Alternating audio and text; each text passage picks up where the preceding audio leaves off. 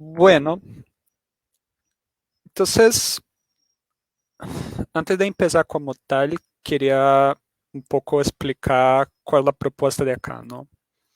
La propuesta es que no haya ninguna estructura de ponencia ni nada de eso, pues lo que pensamos con ese espacio es, fue simplemente entender que hay algo que surgió y que necesitamos comprender, dar un lugar a eso y como un instituto que tiene compromiso en pensar el presente, lo estamos,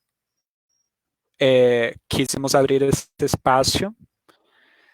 Entonces, la primera cosa es escucharnos. Desde, entonces, desde lo que han vivido, y ahí no hace falta que estén en Colombia, lo que sí nos gustaría es que se implicara que nos impliquemos en lo que digamos, ¿no? ¿Cómo han visto eso? ¿Cómo han visto ese presente? Lo que han sentido, lo que han pensado, lo que han compartido. Esa es un poco la primera invitación del día de hoy.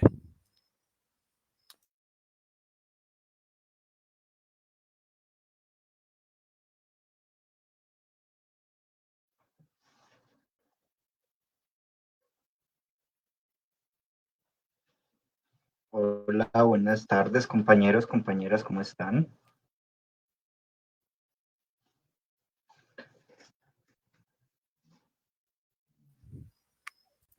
Hola, hola.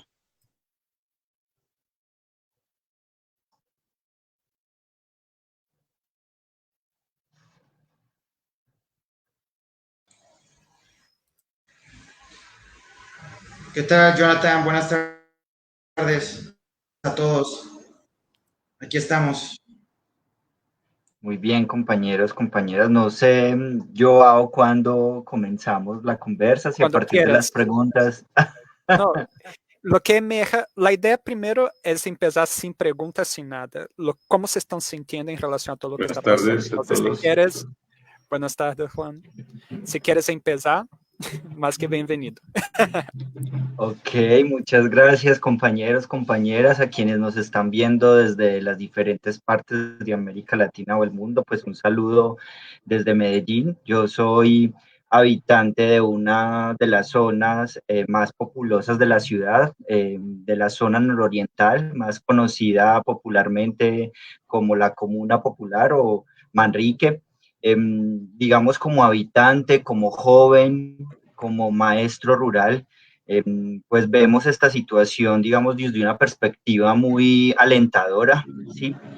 Nuestro país tiene una historia de la movilización y la organización popular, pues histórica. Somos un pueblo que, pese a estar sumergido en conflicto desde el siglo XIX y en la actualidad, es un pueblo que tiene una, digamos, una diversidad de manifestaciones, tanto desde sus pueblos originarios e indígenas, los afros, pero también desde en las ciudades, lo que han sido las centrales obreras, históricamente desde los años 20, y más recientemente el movimiento magisterial y el movimiento estudiantil de las ciudades.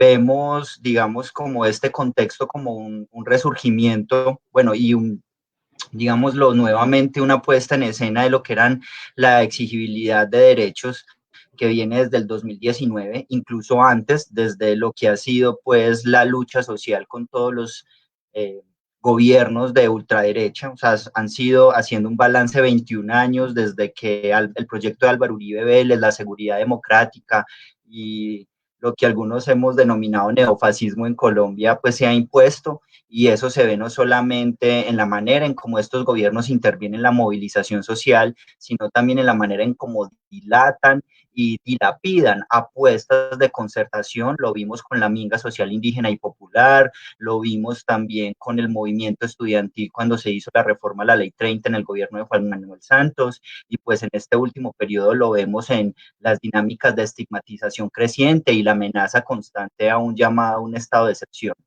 frente a eso hay una esperanza, digamos, como del movimiento social, y es que ha sido la posibilidad, pese a tener una pandemia y un escenario de individualización y de miedo generalizado a la calle, en que la comunidad ha tomado una conciencia. Y yo creo que esa conciencia se viene por lo que algunos teóricos pueden llamar la agudización de las causas estructurales, digamos, de las crisis que tenemos acá, es decir, el hambre, la miseria, se han agravado porque ya no hay tantas dinámicas, digamos, como de subsistencia. La mayoría de los colombianos vivían o vivíamos, porque yo era un artista también que vivía de la calle y de lo que generaban las dinámicas de subsistencia, y creo que la pandemia sumado a digamos, a un cinismo cruel de la élite política que intenta pasar una reforma tributaria bajo un eufemismo de pues asistencia social, pues llevó a que todo el mundo se desbordara, ¿cierto? Por otro lado, vivimos la zozobra, ¿cierto? Y bueno, y las masacres.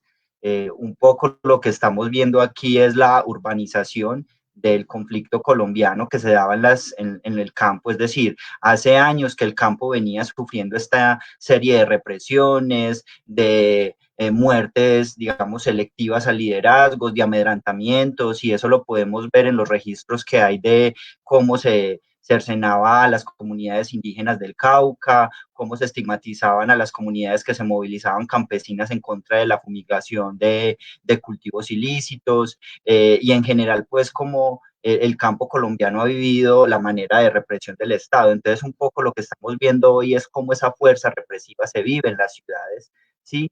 Y bueno, entonces en Colombia decimos que el miedo puede servirnos para dos cosas. Uno, para despertar como esa conciencia y esa posibilidad de movilización y esa esperanza colectiva, pero también en algunos casos, pues ha servido para que ciertas élites y un grupo muy importante de ellas, pues comience a respaldar cada vez con mayor ahínco esas propuestas militaristas, de militarizar las ciudades, fascistas, de estigmatizar y romper bajo cualquier parámetro las posibilidades de movilización y exigibilidad de derechos en Colombia. Entonces, bueno, yo empezaría como con esas provocaciones. No sé qué podrán decir los demás compañeros y compañeras que están aquí. Muchas gracias, Ipecal y Joao. Antes que los demás compañeros digan, porque hiciste una buena contextualización, pero me gustaría saber cómo tú te estás sintiendo.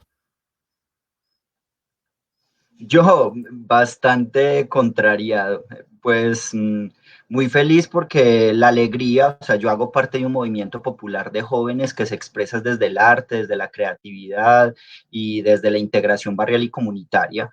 Entonces, nada más, hace 3 días pudimos vivir de nuevo una jornada de integración popular y comunitaria, y eso me colma de alegría como actor social, ver que las calles de nuestros barrios estén nuevamente llenas de artistas, de gente que se mueve, pero también con mucha incertidumbre, porque soy maestro rural, hay muchas dificultades para entrar y salir del campo y hacer asistencia a estas comunidades, a veces con un poco de temor frente a, digamos, el abuso policial que hay en las manifestaciones, el miedo a salir en la noche a movilizarse porque aprovechan o están aprovechando para apagar los servicios públicos de ciertas calles, generar, pues, digamos, mecanismos de represión excesivos, y no hay un ministerio público en el quien confiar. Entonces, mucho miedo. Uno antes tenía una red de apoyo, inclusive agencias de cooperación internacional con los cuales establecer mecanismos de protección ciudadana, y todo ese tejido social se ha venido rompiendo, y estamos nosotros entre todos volviendo a intentar a tejer esos mecanismos. Entonces son muchas sensaciones, yo no podría resumirlas en una sola.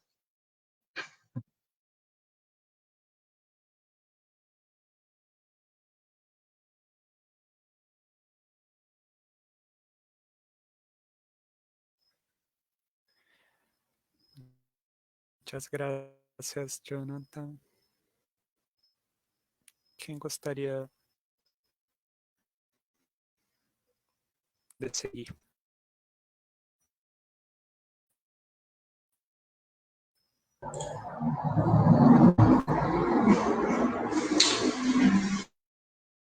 Bueno, hola, ¿qué tal? Buenas tardes a todos, a nuestros compañeros colombianos que nos acompañan hoy.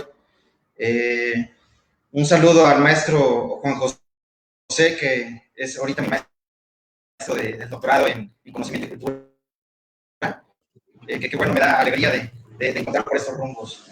Buenas tardes, mi estimado. Bienvenidos a Gerardo. todos. Claro que sí, aquí estamos. Pues bueno, como introducción de mi parte, yo he estado siguiendo muy a pie todo este contexto político, todo este contexto social, todo este contexto histórico también, ¿no? Del país de nuestros hermanos colombianos. Y realmente, yo realmente me siento preocupado, pero también al mismo tiempo me siento alegre, ¿no? Por ese despertar histórico de sus ciudadanos colombianos y todos los estudiantes que se están manifestando en contra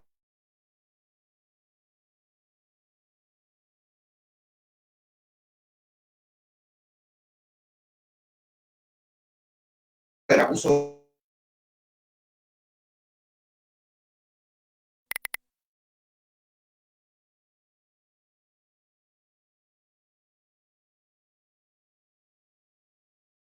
de y que va a marcar para la historia colombiana, ¿no? Hasta ahorita me quedé con eso. Muchas gracias.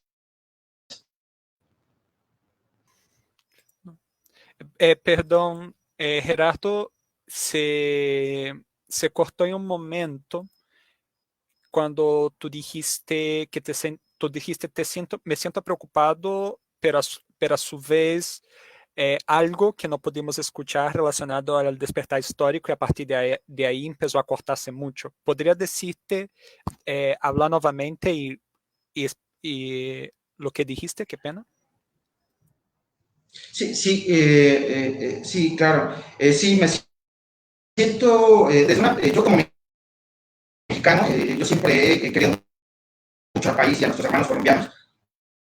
Entonces, lo que quiero decir es que sí me siento preocupado por el contexto social, político, pero también me siento muy alegre por todo este despertar de los ciudadanos colombianos, ¿no? De todas estas consecuencias que están surgiendo dentro del país de Colombia y qué bueno que ahorita están tomando cartas sobre el asunto. O sea, en realidad yo me siento contento también por todo ese despertar estudiantil y por todo ese despertar de la ciudadanía, ¿no? Y hasta ahí me quedaría como introducción. Muchas gracias. Gracias, Gerardo.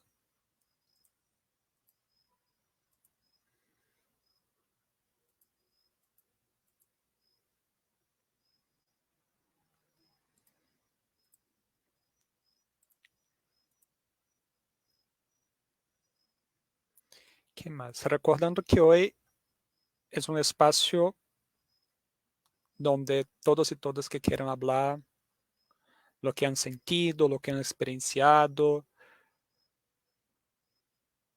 está abierto el espacio. Bueno, si me lo permiten.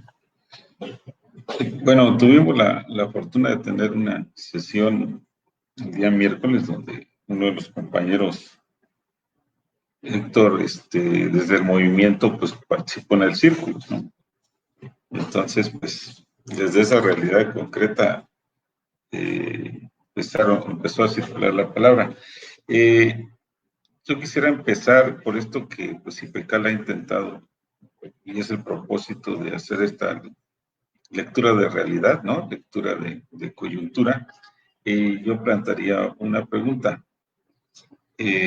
Para que empecemos, lo que observamos todos, pues está en las redes sociales, es el fenómeno, ¿no? Lo que aparece. Entonces, que tiene que ver, y habría que preguntarles cuáles son las determinaciones o eso que no vemos, inclusive desde lo micro, que determina la emergencia de este paro nacional, ¿no? Es eso que estamos observando. Es de donde se expresan de alguna manera las determinaciones, ¿sí? de este régimen en Colombia, ¿no? Entonces, la pregunta sería por que, pues, como dice, se me lo buceáramos un poquito más en busca de todas esas determinaciones que articuladas hacen que emerja este fenómeno que estamos observando, que de alguna manera, pues la protesta nacional es contra algo, ¿verdad? Algo que está ahí, concretamente un régimen, bueno, adjetivarlo pues de distintas maneras, ¿no? Que de alguna forma, pues también tiene repercusión en o se expresa en la vida cotidiana de cada colombiano y sus familias. Esa sería una de las preguntas. La otra, voy a recuperar algo que nos dijo un compañero Héctor desde la marcha, eh, y sobre todo el fenómeno, otra cosa que se aprecia también es la participación muy activa de la juventud, ¿no? Y entonces por ahí, en lo que nos narra Héctor desde su experiencia concreta, coloca esto que llama la juventud en la calle que se resiste al no futuro, ¿no? Y ciertamente, como lo trae ahorita nuestro amigo Jonathan, surge una palabra clave ahí, que es la alegría, ¿sí? Que la alegría es, y menciona otro compañero del círculo, que la alegría para él es el pegamento de este gran movimiento, ¿no? Entonces, ¿cuál sería entonces también, digamos, las determinaciones que hacen que los estudiantes se movilicen con tal decisión ante este régimen, ¿no? Serían algunas preguntas para que podamos ir tratando de pues, encontrar todas esas múltiples determinaciones que se articulan y que dan como resultado este gran movimiento. Gracias.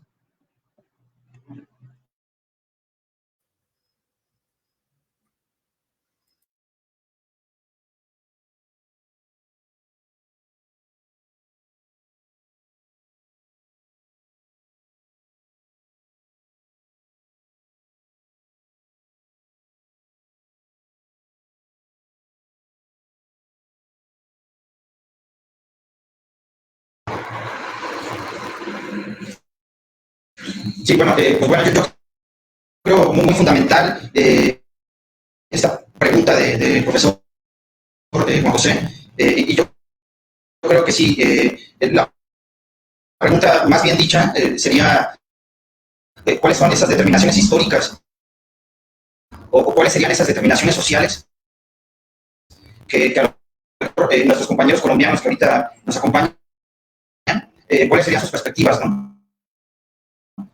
Cuáles serían sus perspectivas tanto educativas como sociales y para qué le tiran, ¿no? O sea, a qué le tiran en un futuro y ese futuro que nos alcanza y ese futuro que ya lo estamos viviendo a través de todas estas protestas, a través de todos estos descontentos sociales. Entonces, sí me gustaría saber desde ese punto, desde de nuestros colombianos, cuáles serían esas determinaciones y qué le tiran, ¿no? ¿A qué le tiran? ¿Cuál sería ese movimiento? ¿Qué es lo que más anhelan, ¿no? Porque yo creo que una de las cuestiones más importantes es yo creo que la esperanza social, ¿no? Pero una esperanza en movimiento, ¿no? Entonces, ¿cuál sería esa determinación? Gracias.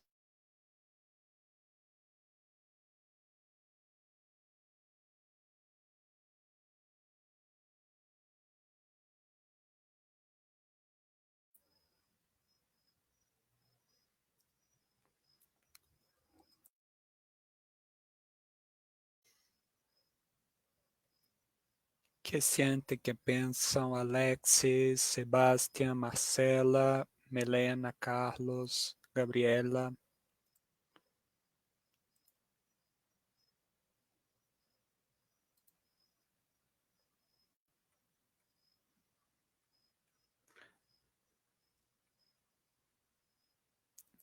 Ahí en el chat, mientras tanto, están diciendo Paula dijo, muchos hemos nacido y crecido en medio de la violencia y asimismo lo hemos naturalizado. Este golpe social nos ha dado posibilidad de hacer memoria, de pensar en colectividad. Además, este momento coyuntural ha contribuido para abordar temas que por mucho tiempo se han evitado en la escuela, la política. Por otra parte, el movimiento del pueblo Mixac, al derrumbar las estatuas de conquistadores, abre la posibilidad de reivindicar y decolonizar nuestra historia. Y a un poco arriba han dicho también, ahora no consigo ver los otros mensajes, porque otros compañeros también han dicho otras cosas.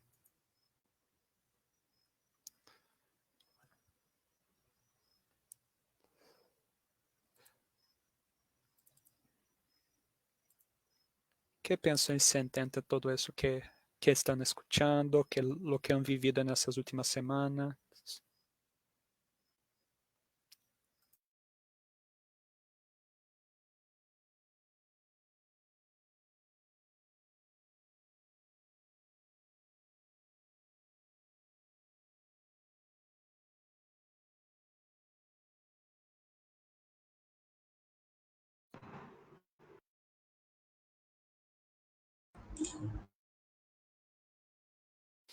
Diga, Marcela.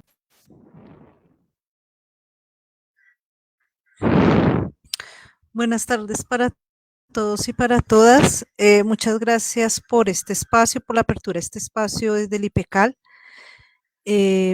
A los compañeros, compañeras y orientadores que nos han permitido, más bien nos han convocado a compartir la palabra acerca de lo que está aconteciendo en este momento. Yo me encuentro en una vereda, en ese momento en una vereda del municipio de Cajibío, en el departamento de vereda Siloé, y mi vida transita entre, pues, en varios lugares, entre la ciudad de Popayán y el municipio de Cajibío y otros diversos lugares del departamento del Cauca. Bueno, yo voy a referirme primero pues a la pregunta inicial, a la invitación de Joao acerca de esto que genera en términos de sentires y pensares desde el lugar concreto y específico de cada uno, cada una de nosotras frente a esta situación. Y sobre las demás preguntas, bueno, son preguntas muy importantes, también muy amplias.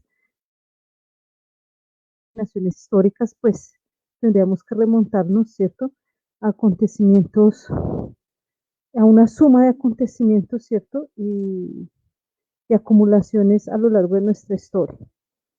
Inicialmente, pues yo me muevo por mi condición laboral, por mi condición intelectual, por mi condición política. Me muevo en el departamento de Cauca entre las organizaciones indígenas, organizaciones sociales y haciendo labor educativa de la universidad pública.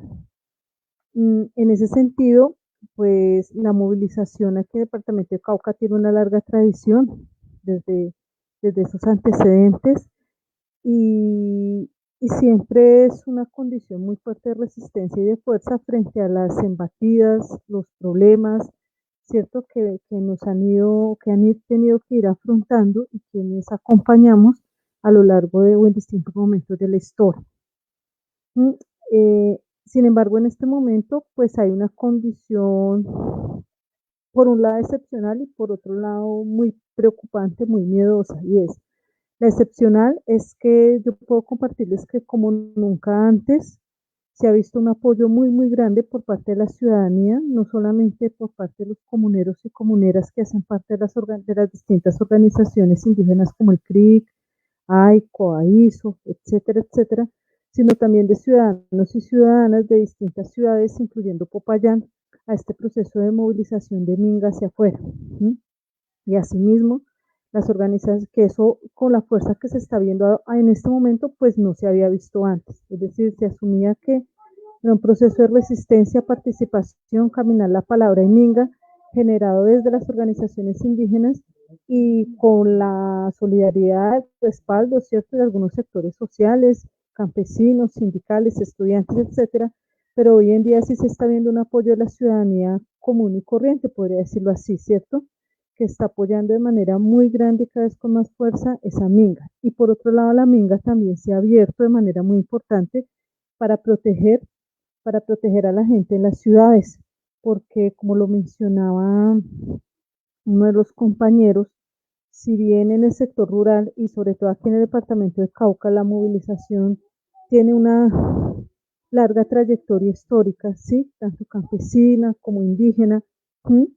Y en esos distintos momentos se han afrontado distintos tipos de múltiples violencias, ¿cierto? Represivas dirigidas hacia estos movimientos. Hoy en día, en esta movilización que estamos viendo hoy en día, pues la violencia se ha recrudecido sobre todo en las ciudades, en el momento de movilización, ¿no? Sin olvidar que en el contexto, es decir, durante pues, los últimos años, de manera específica, se han generado estrategias selectivas de desaparición, cierta desaparición forzada, desaparición física, de asesinato de líderes y lideresas y autoridades de las organizaciones y de los territorios indígenas. Pero ya en el proceso de movilización, las ciudades, los habitantes urbanos, son los que en este momento pues están sufriendo de alguna manera la represión mucho más fuerte y en ese sentido hay algo muy excepcional en este proceso que estamos atravesando hoy en día y es que la Guardia ha venido a cumplir en las ciudades el papel de protección, de control, de acompañamiento que deberían estar cumpliendo, que obviamente es todo lo opuesto, la fuerza pública, es decir, de acompañar esa movilización para garantizar, cierto, que se realice en condiciones de garantías, pues, de no vulneración de los derechos humanos. Ese papel lo ha estado cumpliendo la Guardia Indígena. La Guardia Indígena y no las fuerzas del Estado, y es algo muy excepcional que está ocurriendo también en este momento. Hay mucha incertidumbre, pues mucho temor por la militarización, incluso esta tarde me comentaban que aquí a la ciudad de Popayán ha llegado ejército, vía aérea, vía terrestre y la militarización de las ciudades es inminente.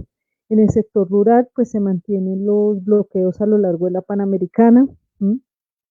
Campesinos e indígenas resistiendo allí, con esa forma de presión y de resistencia. Y pues en estas circunstancias pues hay distintos tipos de sentires, ¿no? En términos del apoyo, la fuerza que se debe tener en este momento, pero también la incertidumbre, ¿no? La incertidumbre, los riesgos y los peligros que se generan frente a una presencia militar, frente a la arremetida de la fuerza pública, porque efectivamente las formas de reacción son totalmente desproporcionadas, ¿sí? Frente a las acciones de movilización. Y creo que todos ustedes lo han visto en todo lo que circula pues hoy a través de las redes, que frente a acciones de movilización con mucha justa ira y digna ira, ¿sí? Que obviamente genera toda la situación de inconformidad, de desigualdad, de exclusión, de pobreza que se ha ido agudizando y de violencia en los últimos años, pues la reacción de las fuerzas del Estado es desproporcional frente a esas acciones de movilización, desafortunadamente, y en ese sentido, pues los jóvenes son los que están llevando la peor parte. Pero la Guardia Indígena, de manera muy digna, presente y fuerte, está protegiendo hasta donde es posible, hasta donde sus posibilidades alcanzan esta movilización.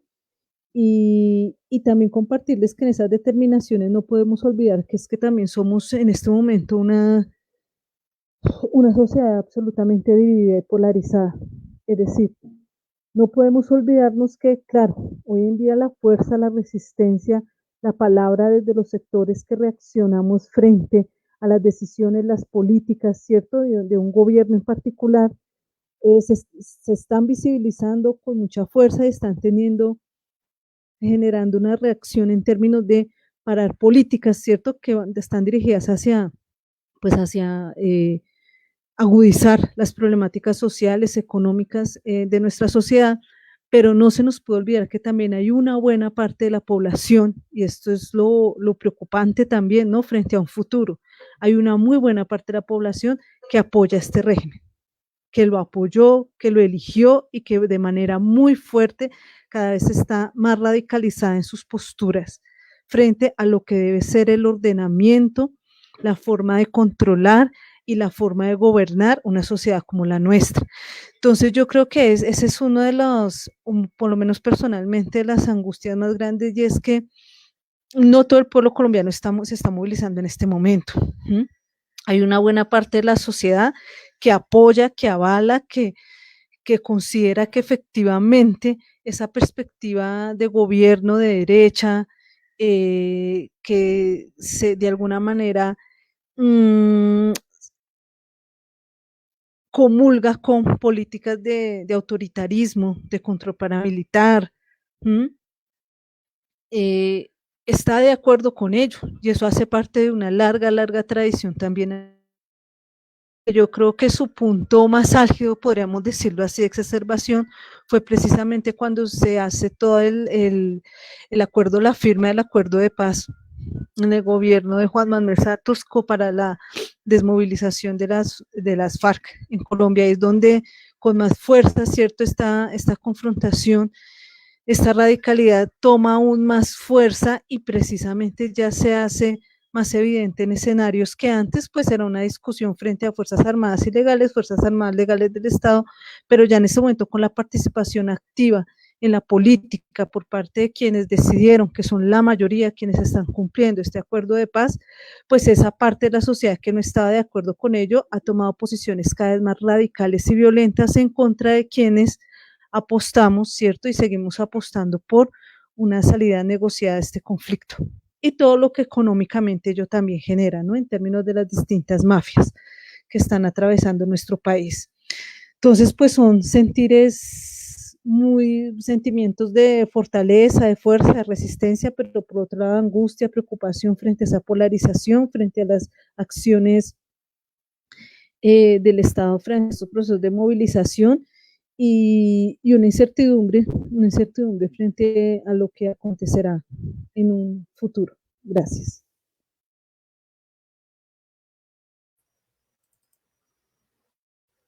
Gracias, Marcela.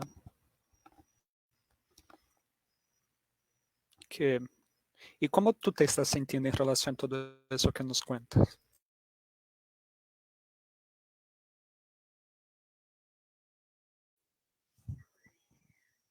Bueno, pues aunque comparto, cierto, de alguna manera, obviamente es una sensación muy fuerte de alegría ver, cierto, a los jóvenes movilizándose, expresiones distintas y diversas de movilización, pero más allá o por encima de todo eso, yo sí debo compartir con ustedes que es una sensación también muy angustiante, sobre todo pensando en lo que se viene hacia el futuro, en mi caso personalmente, porque sí, por lo menos desde el lugar en donde me encuentro, desde los procesos en los que participo, aunque hay, como les decía yo, hay un ánimo y una fortaleza pues milenaria, ¿cierto?, acompañando estos procesos que hacen sentir a las personas protegidos y protegidas, pero es que el embate de la violencia ha sido también, está siendo muy grande. Hoy en día se ven las ciudades, pues obviamente es el lugar de actuación en ese momento de la fuerza pública, pero cuando pasan estas coyunturas, ¿cierto?, de movilización en las ciudades, eso se vuelve a enfocar o dirige nuevamente su accionar, esa violencia paramilitar y estatal hacia el sector rural. Y sin querer, obviamente, obviar la fuerza, la alegría, la tenacidad, ¿cierto? Y el orgullo que eso provoca en términos de ver tanta gente movilizada de distintas maneras, de distintos sectores sociales. Yo creo que también la angustia y el miedo ahí está ahí presente, y frente a esas acciones y frente a lo que, cómo se va a resolver esto, ¿no? Porque por lo menos hasta ahora, en ese momento, no hay una ruta, pues que uno dijera clara o ya trazada, o posibilidades que se van abriendo, porque como ustedes saben, pues desde el gobierno de manera muy sin mucha apertura, de manera muy poco, podríamos decirse, como que realmente no desde su real intención, se abrieron unas mesas de diálogo, pero pero en las mesas de diálogo que convocaron inicialmente a los partidos tradicionales, a los dirigentes tradicionales, sino a la gente que está protestando en la calle. Y frente a esas protestas, pues se sigue haciendo uso de la fuerza. Además que hay algo que ha estado ocurriendo en los últimos días y es que ya ni siquiera es esa fuerza aplicada por las fuerzas estatales uniformadas, sino de civil. Y eso es todavía mucho más miedoso, ¿cierto? Porque es gente infiltrada en las marchas, en los puntos de concentración, policías, miembros de la SIJIN, del ESMAD, de la policía, que es civil, hacen presencia en los lugares y efectivamente entonces no hay una claridad frente a, bueno, y de dónde viene ese deseo de eliminar al que se está movilizando. Entonces, aunque es importante reconocer la fuerza, ¿cierto? La resistencia de quienes se movilizan, creo que también hay una buena parte de zozobra frente a cómo se resolverá la situación en un futuro cercano y eso qué consecuencias traerá posteriormente para todos nosotros.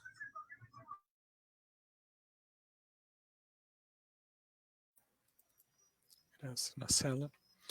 Por acá en el chat están diciendo, Lina Vanessa Palacio nos dice, Fred primero nos dice, buenas noches, lamentable, pero recurrente en nuestra América Morena, los abusos, corrupción y asesinatos. La única manera de resolver estos problemas, lamentablemente, pasa por buscar, asumir y ejercer el poder, y esto tiene un solo camino, el cambio total de la sociedad, la revolución. Y nos va a hacer una pregunta, tres preguntas, ¿no? Los colombianos tienen una alternativa a sus problemas. ¿Cuáles son esas alternativas? La respuesta es cambiar el modelo de sociedad que impera. Lina Vanessa Palacio nos va a decir, es cierto que es importante despertar de conciencia de nuestro pueblo.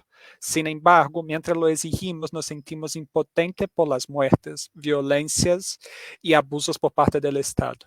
Estamos desde hace muchos años atrás en una dictadura disfrazada de democracia, pero ahora nos están matando. Acá en Pereira tenemos 3 heridos graves de bala, uno muerto y otros 28 sin gravedad. Necesitamos urgente intervención internacional de los derechos humanos, porque nuestros jóvenes y ciudadanía en general estamos en riesgo. Gracias por leernos, mirarnos y escucharnos desde tantas partes del mundo. Y Cristinita Daza nos dice que reforma la justicia legislativa la salida, de lo contrario seguiremos en los mismos.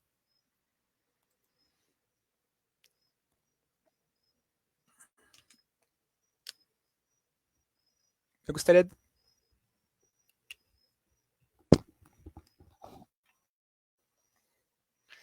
gustaría poder escuchar si se sienten confortables lo que Alex, lo que Alexis, lo que Carlos, lo que Gabriela, lo que Sebastián están pensando, están sintiendo.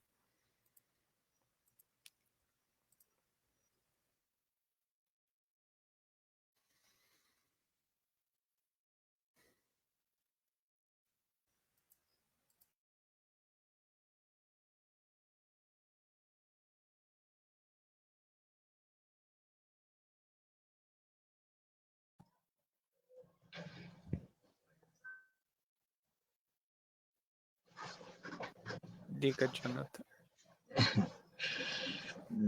Bueno, ¿me escuchan? Sí.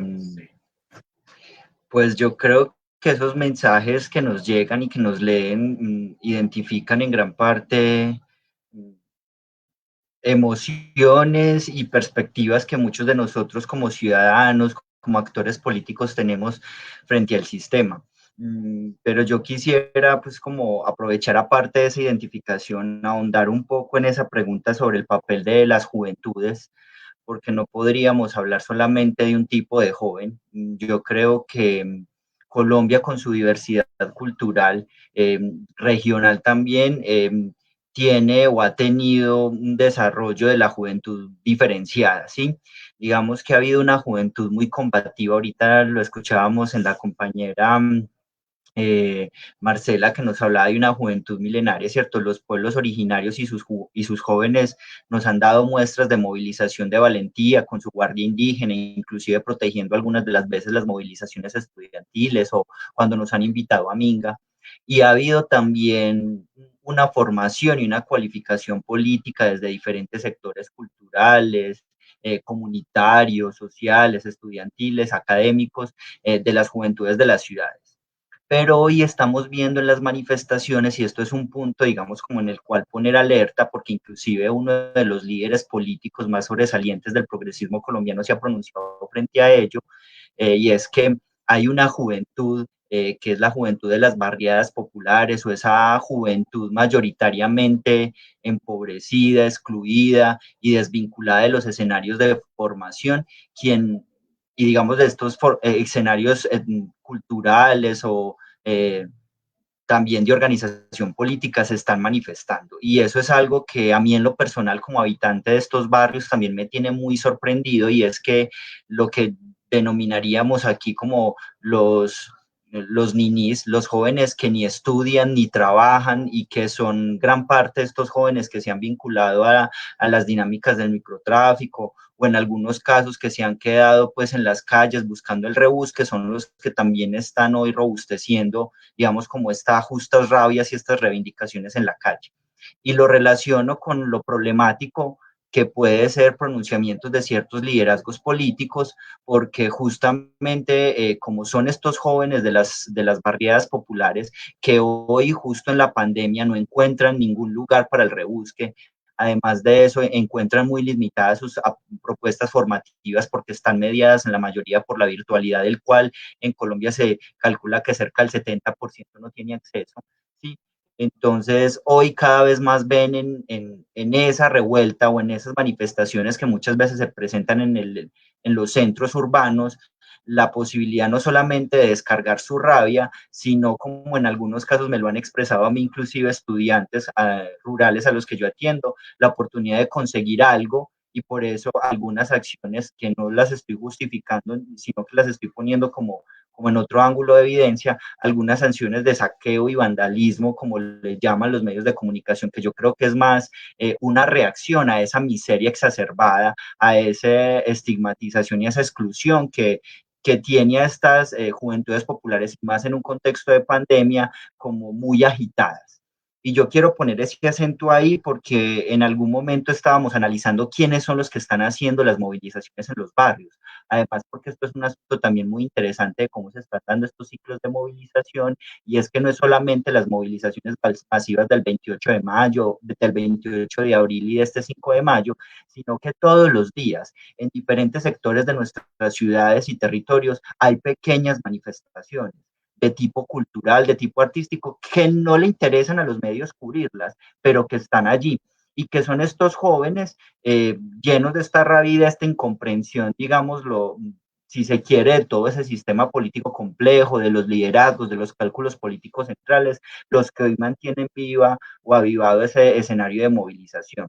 Entonces, bueno, ¿cuál es el papel de esa juventud?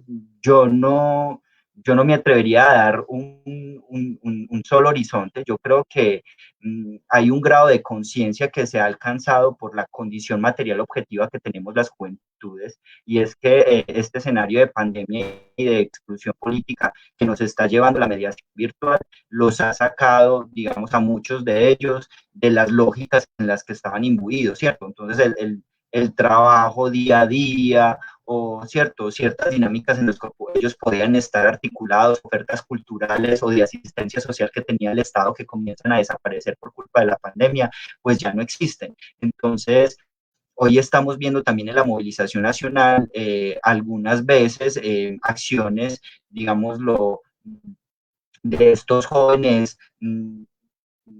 que muchas veces, ¿cierto? Lo único que tienen es ir al centro a, pues, a conseguir lo que no pueden conseguir por otros medios. Entonces, creo que hay un lugar que debemos empezarnos a preguntar y que no estamos preparados para ello. Y con relación a lo que quería decir del liderazgo progresista, es que está circulando y hay que ver con qué intereses en los medios de comunicación, una posición que dio Petro respecto a qué significa que todos estos jóvenes estemos todos los días movilizándonos según la perspectiva que pues logran pasar los medios de comunicación de este líder político, es que son unos jóvenes que no comprenden qué significa la movilización nacional y que un poco el llamado que se hacía era como a intentar no movilizar o desgastar el movimiento social con una movilización constante y que más bien intentar canalizar todas las energías en grandes movilizaciones que pudieran catapultar la exigibilidad o los procesos de negociación. Y yo creo que hay una incomprensión política también del lugar de esa juventud, además porque no sé si es por descontextualizar la opinión de este líder político, hay un mensaje pues que rueda y es cuando él dice que esta juventud no comprende el escenario de movilización o no alcanza a dimensionar por qué es que estamos en el paro, ¿sí?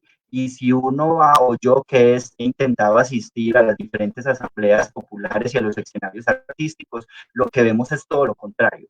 Es una juventud que se cansó de comerle cuento a los medios tradicionales de comunicación de que el país va bien, aunque cada día veíamos estos políticos diciendo cosas nefastas sobre cuánto costaba, por ejemplo, productos de nuestra canasta básica de supervivencia, porque ni siquiera se puede decir una canasta básica digna, y además de eso, el poder de las redes sociales, que es el mecanismo más usado para la información hoy, es mayormente consumida por esta población. Entonces yo creo que al igual que la primavera árabe y al igual que muchos de los movimientos sociales europeos que están movilizándose principalmente desde sectores juveniles, aquí en Colombia eh, ese consumo tecnológico y la masificación de los mensajes por redes sociales ha calado. Ahora bien, también me preocupa lo que dice Marcela y es la polarización, porque creo que aunque hay mensajes que están llegando porque la producción y la creatividad en Colombia para hacer memes y desde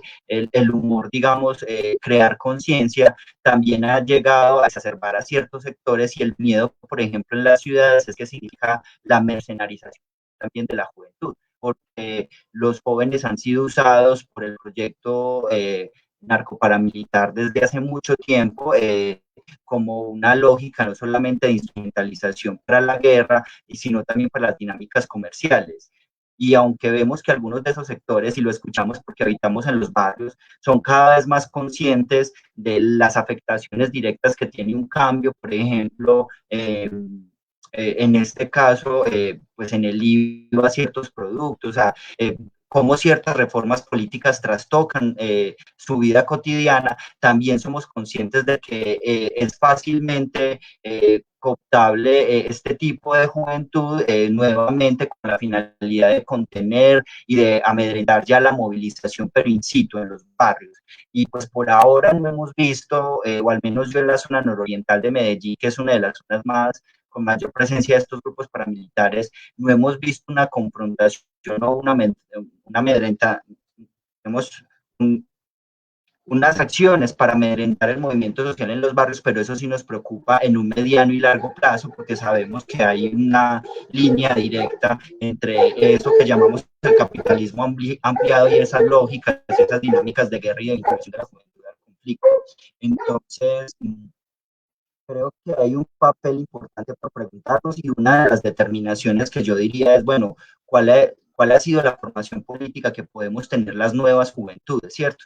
Cuando la mayoría entre los 20 años hemos crecido en un contexto donde ha habido una gran movilización y exigibilidad por la negociación política de un conflicto que vimos al menos desde el año 2012 hasta la actualidad un intento de la institucionalidad política por lograr un acuerdo de paz, y cuando en el 2016 se logra ese acuerdo con las FARC, también estos mismos jóvenes sufrimos de un fenómeno que se llamó la plebitusa, y es ver cómo, aunque se logra un acuerdo de paz, ciertos sectores, digamos lo de la derecha o de la ultraderecha, logran desmantelar ese proceso de paz en la consulta popular, generando también procesos de desinformación, de digámoslo, de polarización alrededor de un acuerdo político, y que en las ciudades, pues, donde más se votó, pues, no, una de las ciudades fue Medellín, y fue precisamente por esa instrumentalización política y la falta de formación política de la ciudadanía.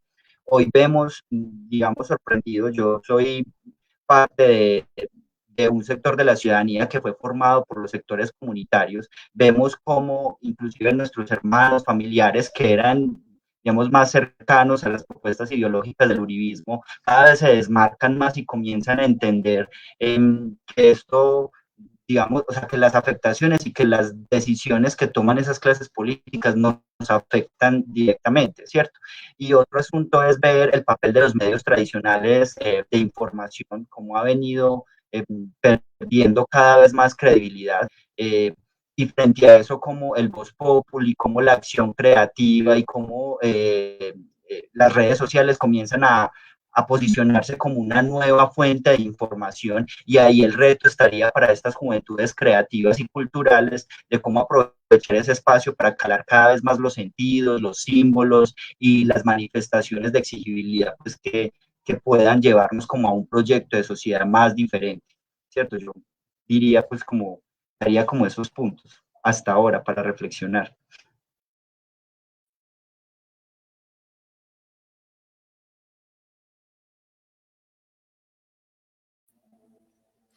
Sebas quería decir algo. Hola, ¿ahí me escuchan?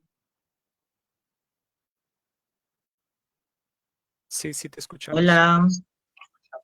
Bueno, no voy a encender la cámara porque mi internet está súper mal, entonces como para que de pronto no haya como una mala intervención por parte de eso, ¿cierto?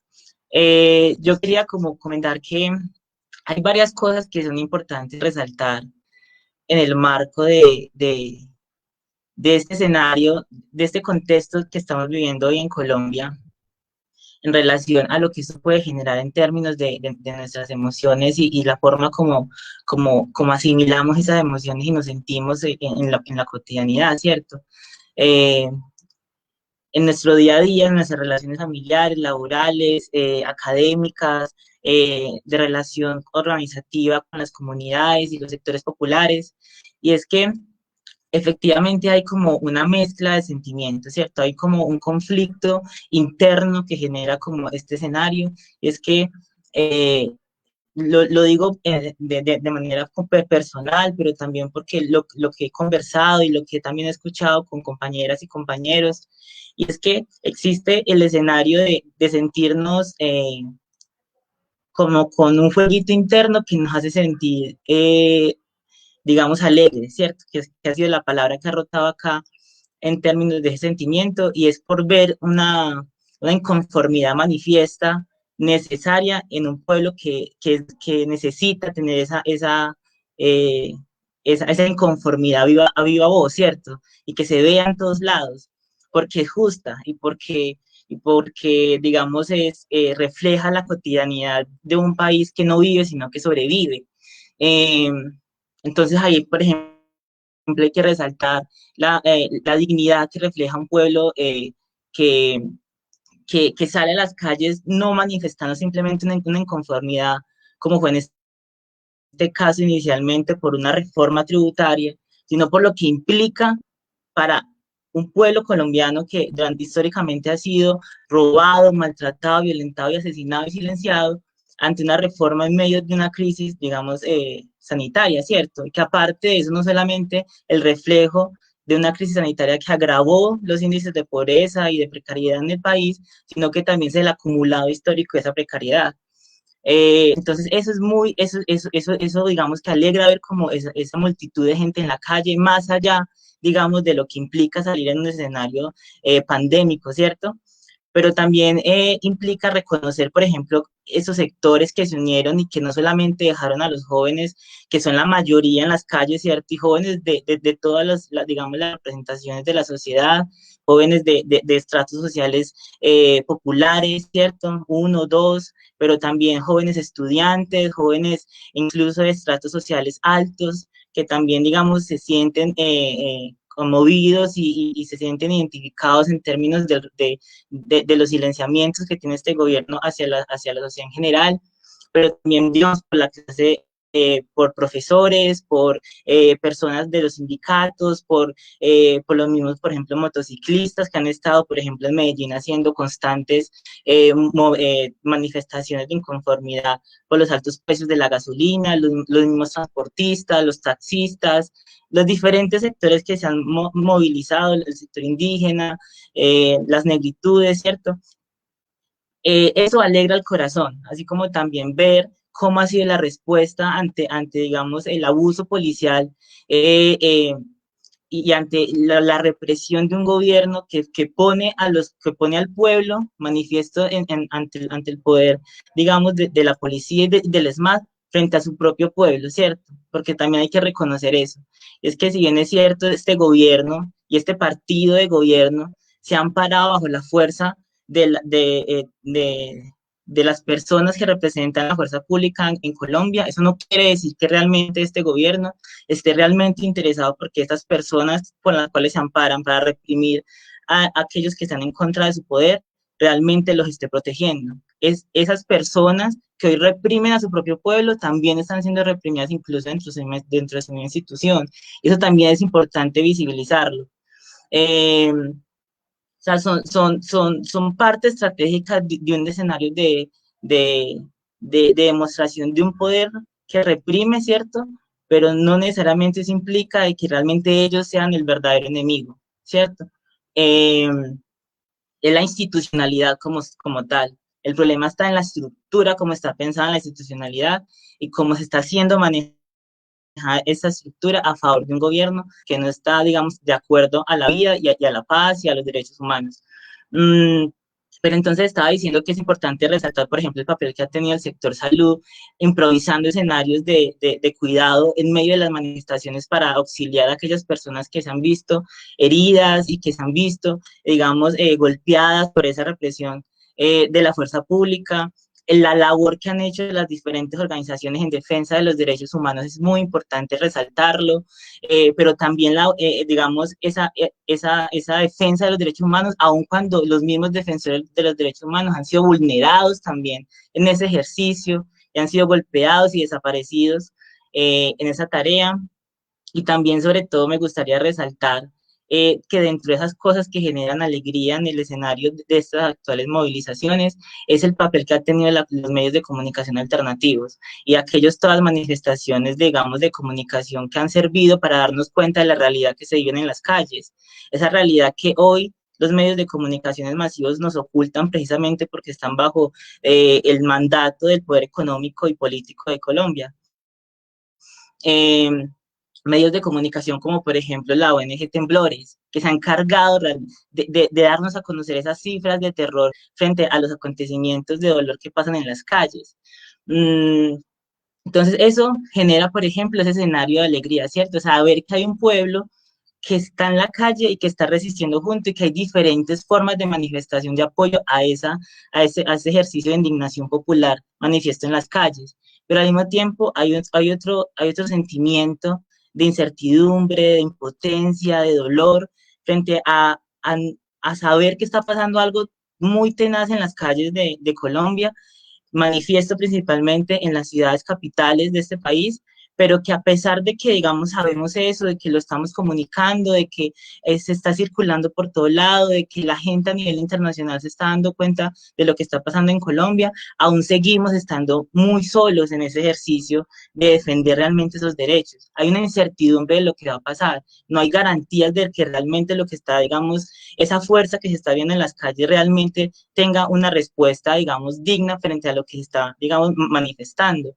El retiro, por ejemplo, de una reforma tributaria no garantiza que realmente esa reforma tributaria no se vaya a aplicar de maneras distintas. Hay que tener en cuenta que esa reforma tributaria viene caminando, es la tercera propuesta que proponía este gobierno, pero aparte de eso ha tenido otro tipo de reformas y otros tipos de manipulaciones políticas e institucionales que han hecho agravar la situación económica, educativa y de salud y diferentes sectores de Colombia. Entonces, y hablo de esa incertidumbre en el sentido en que hay tanta manifestación de indignación por diferentes aristas en Colombia, por el sector salud, por el sector laboral, por el sector sindical, por el sector de transportistas, por el sector de las instituciones educativas, por el sector educación, por diferentes, digamos, gremios y diferentes que nos vemos reconocidos en unas múltiples de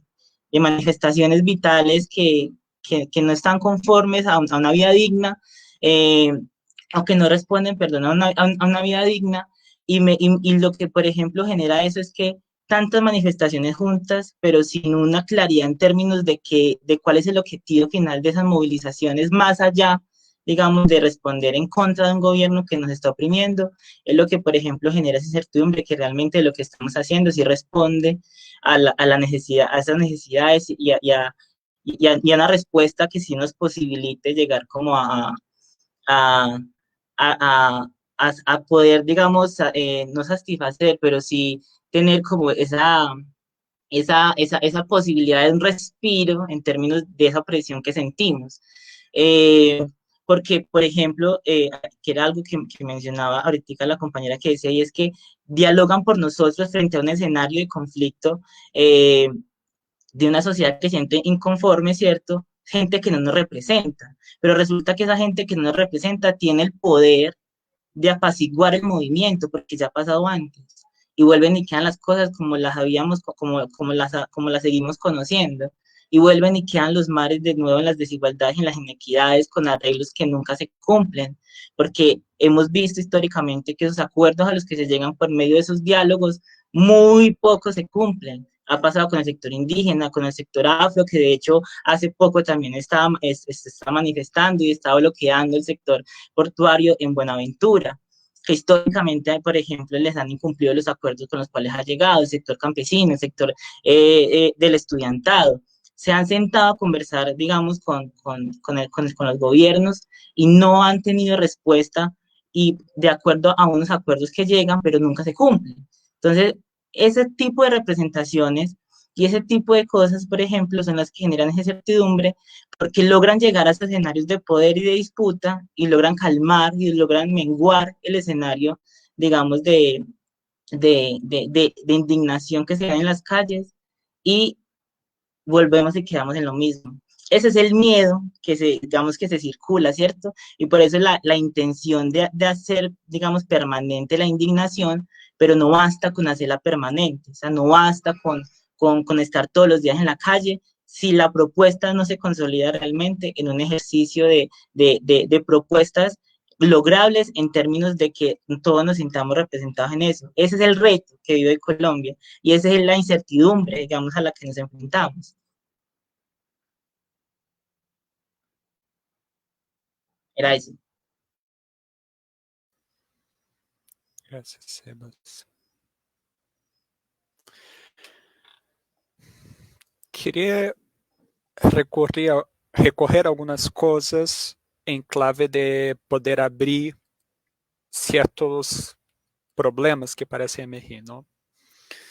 Uma primeira coisa, pues Elizabeth Moreno comentou, ¿no? En Guatemala en el 2015, la movilización ciudadana contribuyó a la renuncia del presidente y la vicepresidenta. Las dos administraciones del gobierno, desde ese momento, en alianza con sectores económicos y políticos, han consolidado la cooptación de poder del Estado hasta la Corte de Constitucionalidad, a través de mecanismos de legalidad, pero desde impunidad y corrupción. ¿Qué perspectivas se vislumbran en Colombia para fortalecer la organización y proyectos políticos que enfrentan sectores de poder económico y político para generar condiciones de cambio y transformación real? Yo quería partir de ahí porque me parece, escuchándolos y también de procesos de escuchas que estamos haciendo en nuestros círculos de IPECAL, que la historicidad que propone Jonathan, una historicidad de un sujeto específico que activa y articula otros sujetos en ese campo de acción es importante. Y lo que estamos nombrando acá es un doble movimiento que percibimos, se está diciendo en Guatemala, pero ya ocurrió en México, ya ocurrió en Brasil, ya ocurrió en Chile, ya ocurrió en Cataluña, en Estados Unidos, que ha sido una cierta juventud, generalmente estudiantil, que impulsiona un proceso de reivindicación, y ese proceso de reivindicación le ultrapasa y asume el protagonismo una otra juventud que está aún más excluida que esa juventud inicial, y a partir de ahí se dimensiona un proceso de conflictividad social que se va ampliando y múltiples sujetos se van sumando ante ese sentimiento de negación de todo lo que está puesto. Entonces parece que estamos vivenciando algo que trae una cierta determinación histórica de una juventud, como dijo Jonathan, Nini, que se percibe radicalmente excluida de una perspectiva de sociedad, que, recordando nuestra querida amiga que transmutó recientemente, son los que están literalmente desechables, los sectores desechables del modelo del capitalismo global que vivenciamos hoy, y que se están percibiendo como desechables. A partir de ahí, parece que ustedes están trayendo una cosa muy importante, que es esa dualidad del miedo y de la alegría, en clave de que essa sensação de ser desechable está imponiendo una constitución subjetiva que ustedes están trayendo, que es, pues, la misma forma de violencia que se impone ante ese conjunto de acciones por parte del Estado en contra de esa juventud, se está manifestando en la calle, expresando algo que una compañera nos dijo en un círculo anterior, que ha escuchado de jóvenes que dijeron que estaban dispuestos a morir en las marchas, que es algo que escuchamos también en Chile, que escuchamos también en Brasil, porque y ahí traigo una pregunta, lo que produce en términos de subjetividad ese nivel de exclusión, ese nivel de desecho que se está generando. Dejo eso como una pregunta de lo que está surgiendo acá. Y parece que más allá de eso, ustedes están dando una especificidad en el contexto colombiano que trae un otro elemento, que es Colombia ya tiene un dispositivo de poder y un dispositivo de represión acostumbrado a direccionarse en contra de un enemigo interno. Y que hay un fenómeno que ya se vivenciaba en el campo y que varios de ustedes están destacando, que era la acción intencionada de eliminación del otro desde la excusa de la protección. Y que, como Marcela principalmente destacó, no se puede perder de vista que eso sigue teniendo un apoyo dentro de la población, y que lo que el gobierno ha propuesto es mover esa estrategia hacia las ciudades, y lo que dijo una compañera también en otro espacio antes de ese, de cambiar la figura del guerrillero para el terrorista urbano, ¿no? Y que eso crea una bisagra, digamos, de horizonte, que es que essa esperança, essa alegria que estão propondo, se reconvierta em uma profundização de um sistema de exclusão e violência através de uma posição de muerte, que se expressa em los dados que nos trajeron, se expressa no dado de mais de 300 desaparecidos, de mais de 34 muertos, etc., etc., etc., ou uma clave de que esse processo de mobilização de microespaços que aún estão desarticulados, dessa juventude que não se vê em um futuro, pero que talvez puedan construir horizontes de futuros en la propia dinámica de la protesta en las calles, puede abrir un otro lugar desde eso que ustedes están nombrando alegría, ¿no?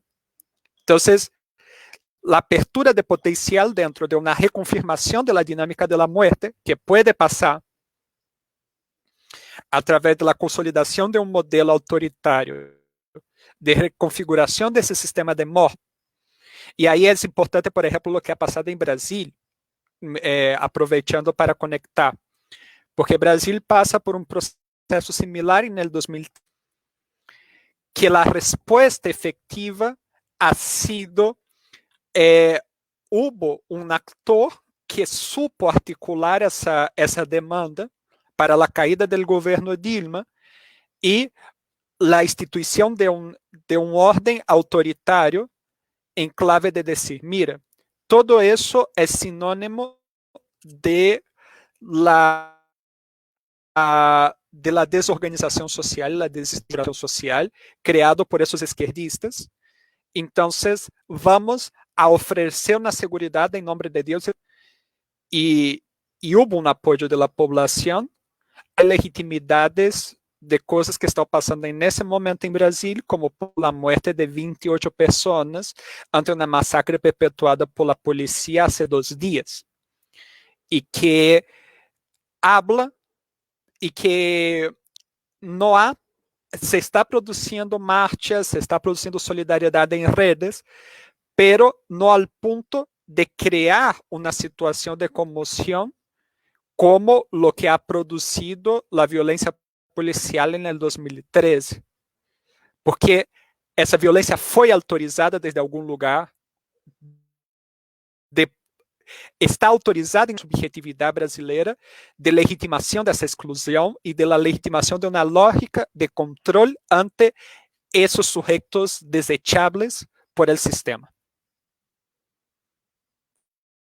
Então, para trazer um pouco, estou trazendo um pouco desde a clave que vocês, de algumas que estão vindo acá, para fortalecer um pouco perguntas que já estão surgindo em claves de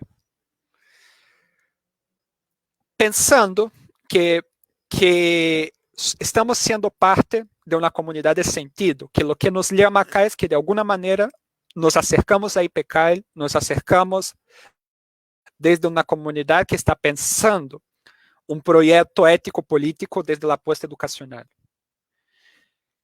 Como?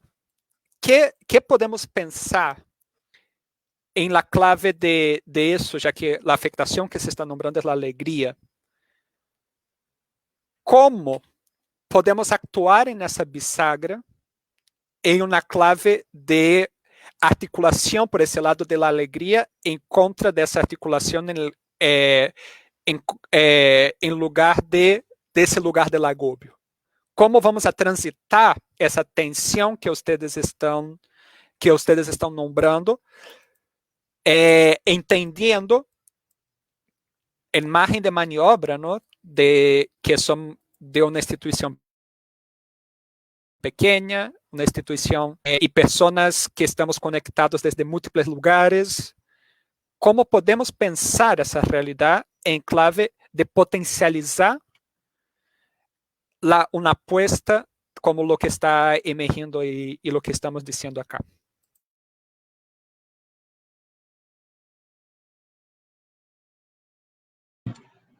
Bueno, si me permiten, creo que es muy importante eso de los movimientos, ¿no?, sociales.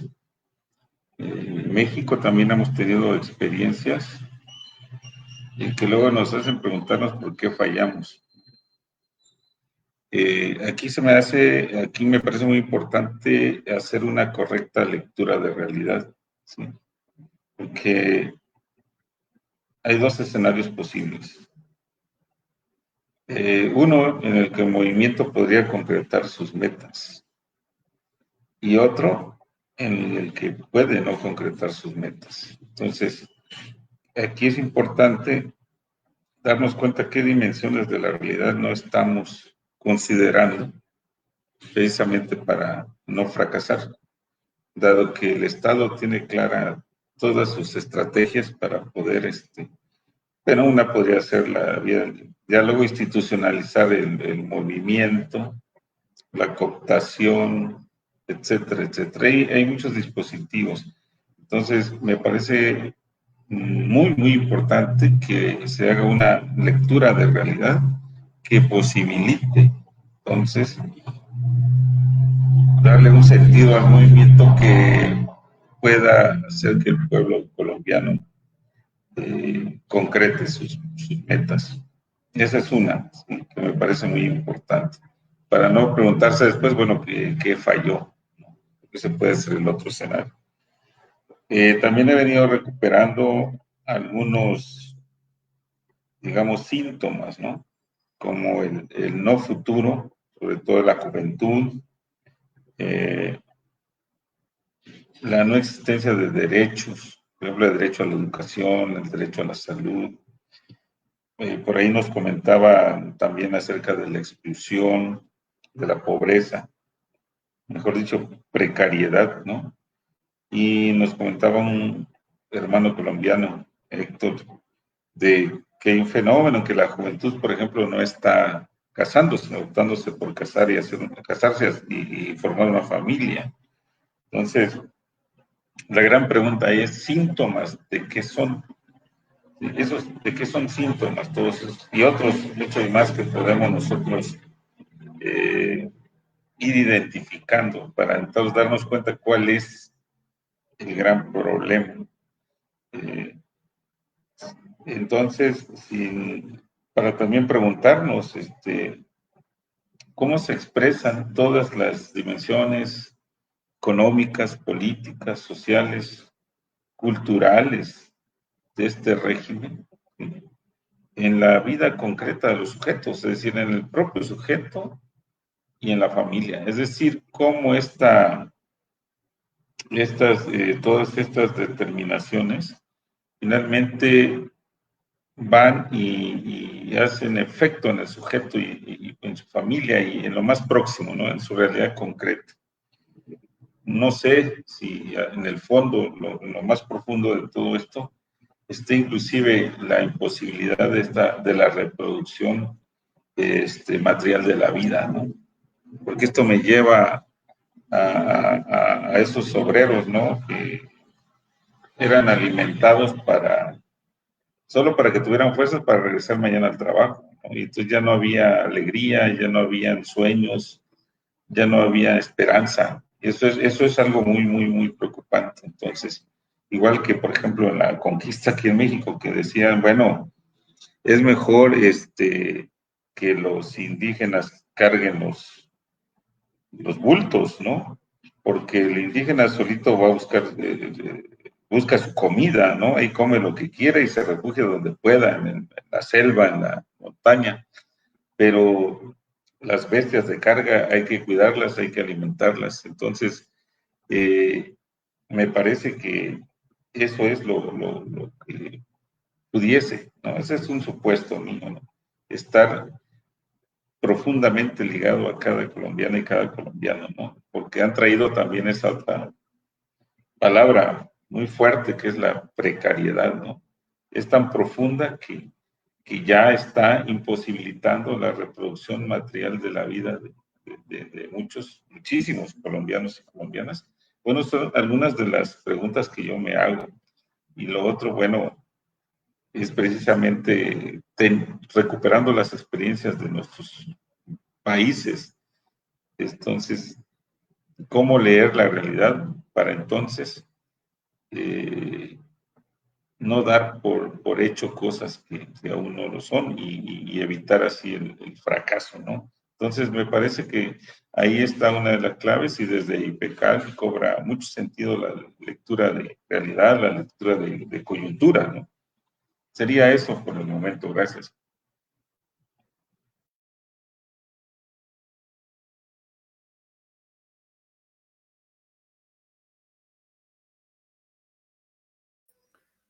Jonathan. Nuevamente, gracias por todas estas preguntas tan provocadoras.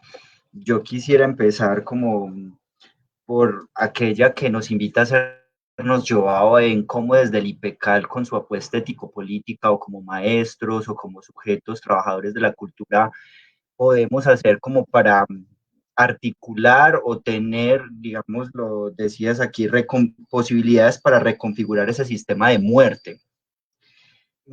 A ver, un poco hablaba ahorita de que y articulándonos con la última intervención que nos hace el profe sobre, bueno, qué realidades o qué síntomas no estamos teniendo presentes en este análisis que hayan podido o que puedan determinar de manera diferente esta configuración sociohistórica. Yo diría, como joven colombiano, como trabajador de la cultura y también como parte de una bisagra entre lo urbano y lo rural, el juego de lo comunicativo. Digamos lo que unas de las dimensiones hoy de integración al sistema de consumo y en general a la vida, y sobre todo en la pandemia, tiene que ver con la apropiación de estos medios tecnológicos. Y la juventud es muy dinámica en eso. Siento que hoy, y de manera personal, observo que las subjetividades están muy movilizadas desde este pragmatismo comunicacional. Y lo voy a ejemplificar aquí, y es que decimos que ya la historia o los mayores aprendizajes y reflexiones filosóficas nos llegan a través de los memes, ¿cierto? Creo que ese cambio simbólico y material del consumo de ideas y del compartir ideas tiene una potencia muy importante y puede lograr explicar, digamos, como el grado de indignación masiva de estos jóvenes, digámoslo, excluidos del sistema capitalista, porque si bien son excluidos, en un país como Colombia hay mecanismos de socialización de parte de esos medios, sobre todo en estos barrios. El Estado ha configurado de pronto escenarios en donde ellos pueden acceder gratis a Internet. La mayoría de las personas no tienen un computador, pero sí tienen un celular, y a partir de ahí uno puede ver la gran cantidad de información que se comparte, ¿cierto? Y eso permea la subjetividad de estos jóvenes. Y hay un poema muy interesante de Eduardo Galeano, que es Los Nadie, en donde hay una frase que dice que estos nadie cuestan menos que la bala que los matan. Y cuando tú tienes un sistema de comunicación, tanto desde lo oficial, que constantemente te está mostrando la violencia policial, pero además tenés unos medios de contrainformación, digamos, denunciando o contrastando las fuentes. Nada más veíamos, o se ha reproducido mucho, como los mismos diarios enuncian, matan en Venezuela tantos, porque además tenemos una formación desde la derecha de que nuestro modelo político, social y económico se iba a convertir como lo que estaba pasando en Venezuela, y para muchos ya estamos peor que allá y no tenemos precisamente un régimen ni socialista, ni mucho menos de redistribución o alejado a las políticas, pues, del capitalismo imperante. Pero sí vemos cómo los medios de información pueden distorsionar o darle unos sentidos diferentes a esa violencia estatal. Entonces en Venezuela se matan, aquí en Colombia mueren, ¿cierto? Por esa misma violencia. Y yo creo que esa posibilidad de contrastar en tiempo real, de esa efectividad simbólica, de esta comunicación constante, hace o ha hecho mella en esa subjetividad de estos jóvenes, porque algo que se había creído es que esta masa es una masa totalmente iletrada, insensible y que no tiene una capacidad de formación y de sensibilidad política.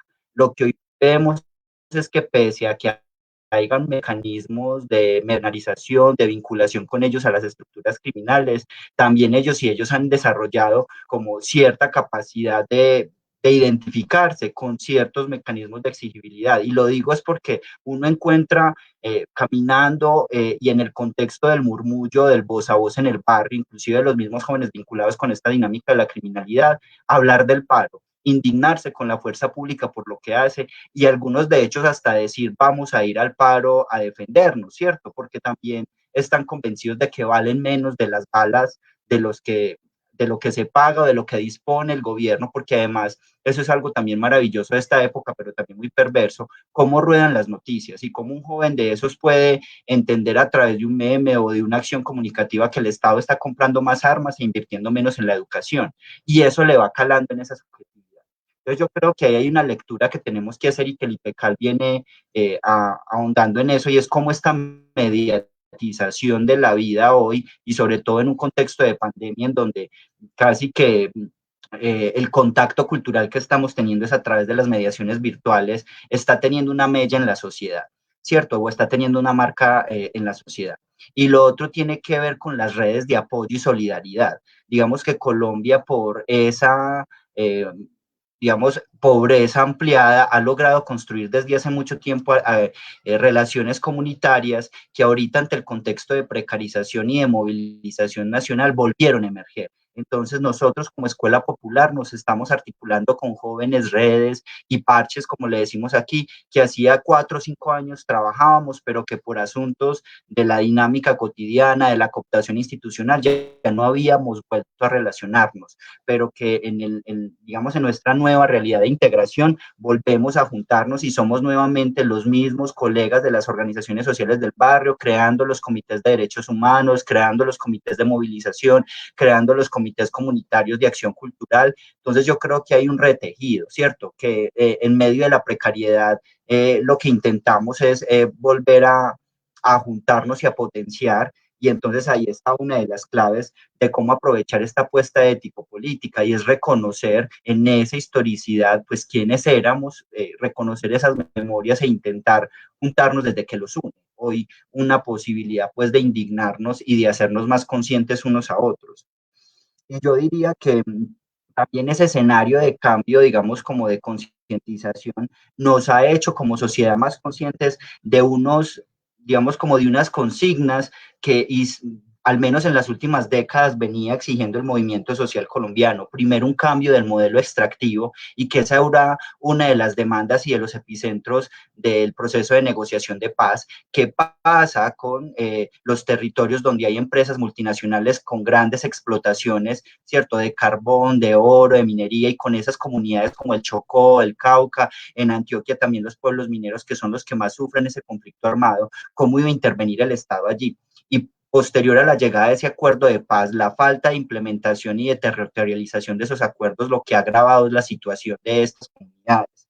Lo segundo es que la gente, o sea, al menos yo que trabajo en el campo colombiano, se da cuenta como los TLC y esos proyectos de desarrollo transnacional, lo único que han traído es más detrimento a esas economías rurales. Adicional a eso, el Estado o la institucionalidad, llega a la OCDE, pero todas esas políticas de la OCDE de precarización, digamos, y privatización de los servicios sociales, lo que hace no es, digamos, en aumento de las condiciones de desarrollo del país como se prometía, mejorar las vías terciarias para que los campesinos tuvieran mayor posibilidad de acceso a los mercados, sino todo lo contrario. O sea, en Colombia la reforma tributaria viene precedida por la OCDE, la privatización de la educación superior, la privatización de la salud, la precarización laboral, ¿cierto? Son todos, digamos, como mecanismos y políticas de ese orden internacional, pero que la gente cada vez es más consciente de que eso no le trae beneficios a la vida, ¿cierto? Y por eso también está indignada en la calle. Y hay un tercer elemento muy interesante en la perspectiva ya concreta de Colombia, y es, y yo creo que no solamente de Colombia, sino de América Latina, y es la decaída de los liderazgos políticos. Hoy en Colombia estamos en una crisis, no hay partidos, digámoslo, y las figuras políticas, tanto progresistas como de ultraderecha, hoy se están viendo bastante, digámoslo, melladas en su imagen, e inclusive en la manera en cómo se comunican políticamente con la sociedad. Y eso trae también, digamos, como esta revolución ampliada, o sea, no tenemos asidero. Entonces, en ese contexto hay una gran posibilidad, digámoslo, de trabajo, de formación, pero también es difícil aglutinar y decir, inclusive hay mucha discusión sobre quiénes son los que nos representan en ese mecanismo de negociación del paro, ¿cierto? Porque no hay, o sea, hay unos sectores tradicionales, los sindicatos, la CTG, la CUT, el magisterio FECODE, el movimiento estudiantil, pero al interior de ellos mismos, digamos, por toda esta fragmentación que generó el entrar a un momento de aislamiento, pues en el 2019 que se venían juntando estas fuerzas, eso se desdibuja. Entonces ahí hay mucha efervescencia, hay poca claridad en esos liderazgos, y lo que hace la institucionalidad, como lo manifestaba ahorita la compañera, es volver a negociar con partidos tradicionales, pero no hacer lectura muy bien de quiénes son esos actores que están ahí movilizándose, y cómo ampliar no solamente un escenario de conversación, porque en Colombia yo creo que ya hemos estado bastante desbordados con esos escenarios, sino como de toma de voluntad política y de decisión concreta frente a esas necesidades nacionales, y que ya estaban en agendas públicas. Había una agenda de paz, había una agenda de reconversión y de diagnóstico de qué iba a ser el campo colombiano, había una apuesta inclusive en el marco de la discusión por la educación superior sobre cómo articular mejor ese sistema de educación superior, cómo mejorar también el sistema de educación media y básica, etcétera. Entonces yo creo que ahí es como decimos en el IPECAL, unos sentidos que hay que ampliar, hay que escucharnos, ¿cierto? Y hay que estar muy atentos a estas nuevas formas, estas nuevas ciudadanías, estas nuevas subjetividades, para intentar también desde esta apuesta ético-política, desde los escenarios comunicativos que tenemos, sensibilizar y impulsar otros sentidos de la realidad.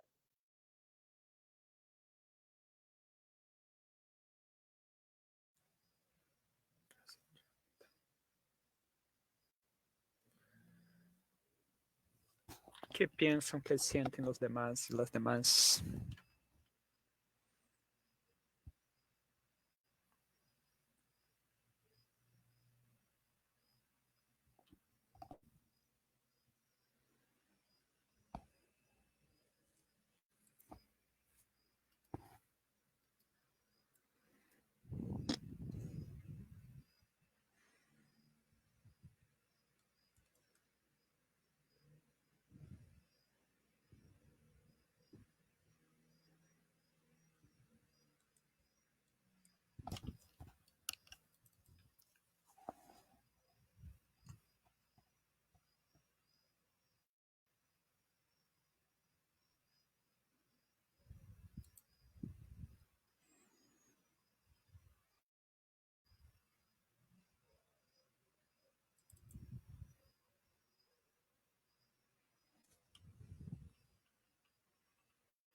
De lo que se va escuchando, de lo que se va articulando, ¿no?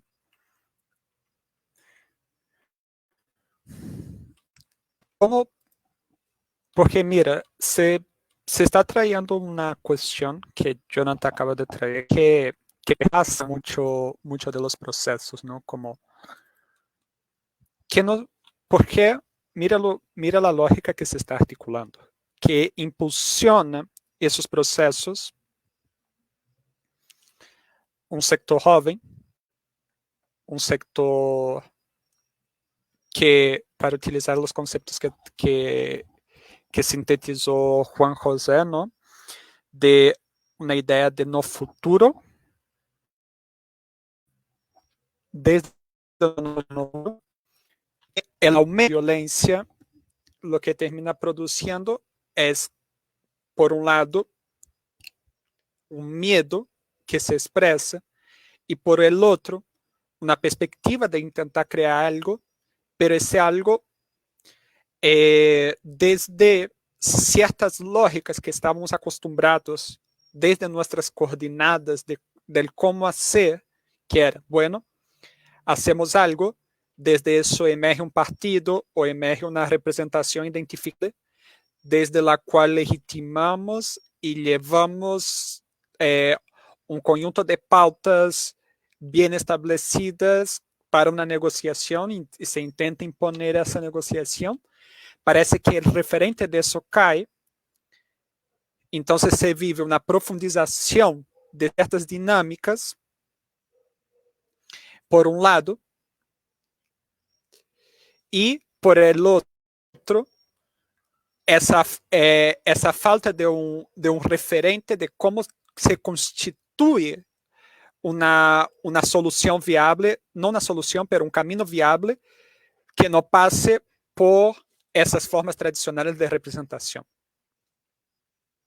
Então, percebam que nós estamos deparando aí com uma questão que, a sua vez, já empieza a expressar certos sintomas, que é quanto mais se acentua a violência política, porque é uma violência política, por parte do Estado em contra das manifestações e que hace com que cada vez os jovens desses nini quedem mais aislados em los momentos de maior conflictividade, criando uma possibilidade de consolidação desse discurso que habla Marcela, de eliminação desse agente desechável e reconformando uma nova hegemonia em torno desse discurso autoritário, que encontramos aí em termos dessa possibilidade de alternativa ante o desgaste da representação.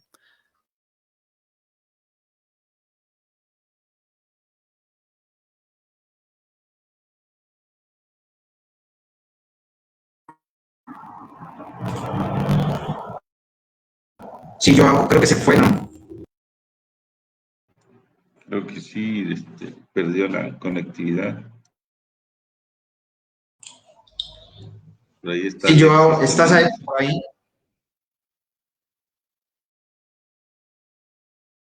No tarda y regresa.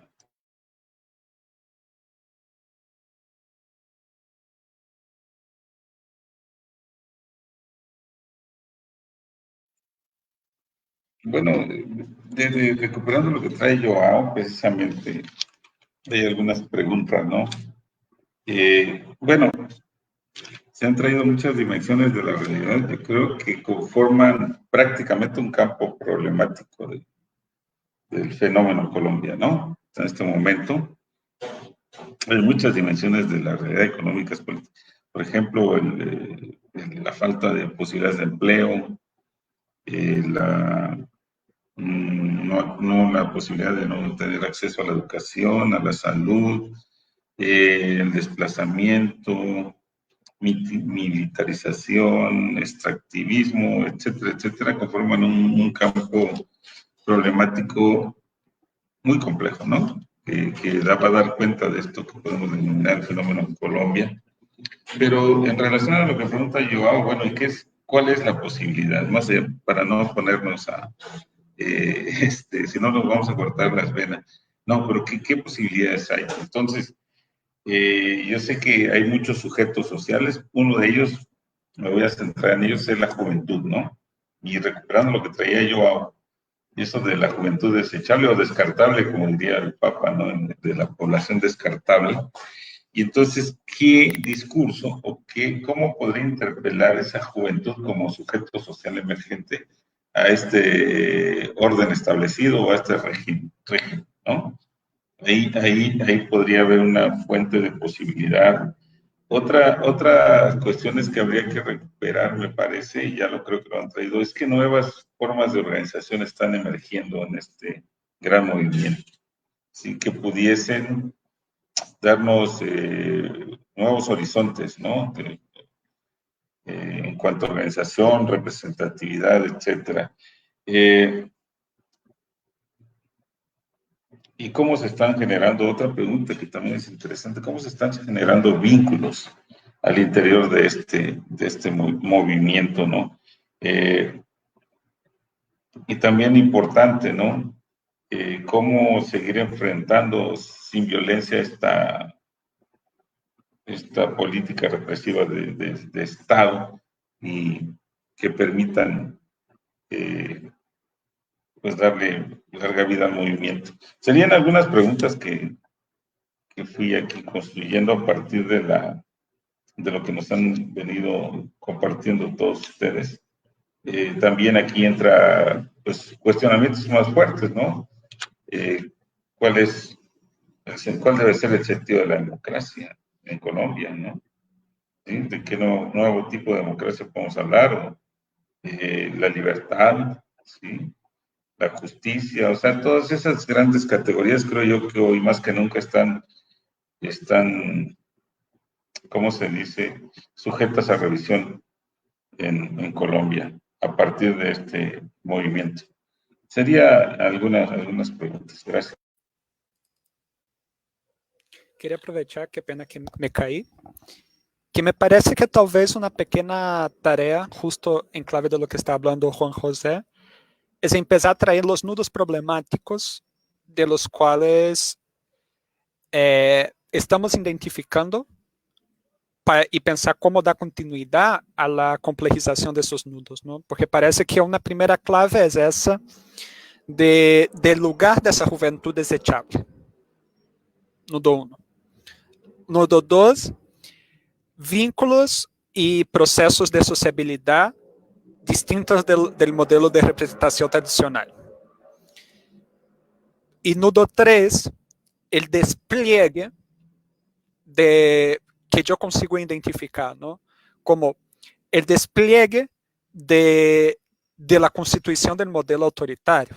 Y ahí quiero decir algo muy claro que me llama mucha atención, porque creo que no es pequeño, creo que no es excesivo decir que el futuro del continente se está jugando hoy en Colombia.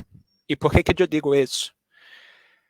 Porque Chile prendeu una alarma a ciertos sectores hegemónicos. Se percibía una dinámica que fue considerada que se les salió de las manos, y la estrategia de violencia en Chile no ha sido capaz de establecer propiamente la repactuación de dominación que estaba establecido antes de las protestas masivas, al punto de que lanzaron el juego en una repactuación a través de la constituyente. En Colombia, parece que la estrategia es otra y mucho más clara, es decir, se está apostando que se puede utilizar la misma dinámica que se utilizó en el conflicto armado en contra de la población de manera generalizada, llegando a las ciudades, y que eso va a ser lo suficiente para el restablecimiento del orden social. Si eso es exitoso, vamos a ver un rompimiento mucho más descarado de los supuestos pactos democráticos y empezar a reproducirse. Acá estoy haciendo una posibilidad de lectura de lo que está pasando. ¿Y por qué que yo digo eso? Porque me parece que justamente, y ahí recuerdo nuevamente al CIRA, que justamente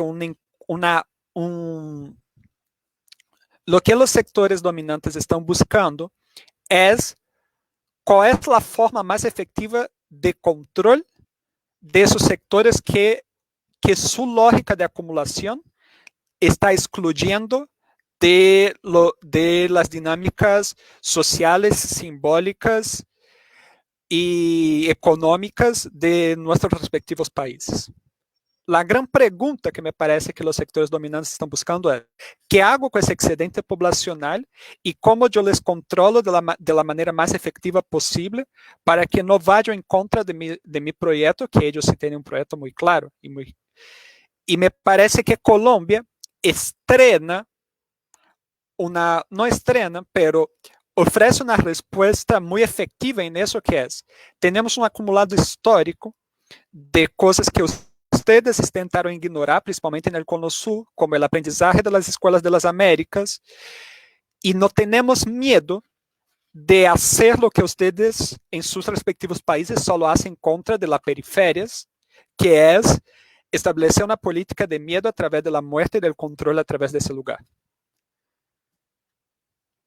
Y el éxito de eso como una alternativa al control de la población, entre comillas, excedente, puede traer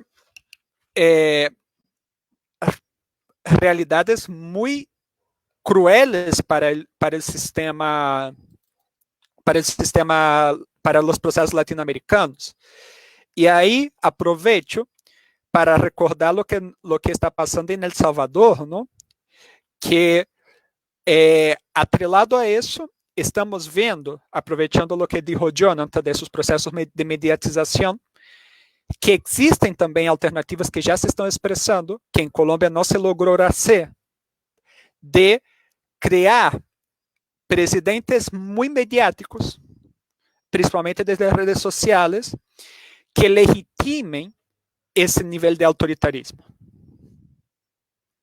através de buenos resultados e índices, supuestos buenos resultados e índices de problemas de violência, por exemplo.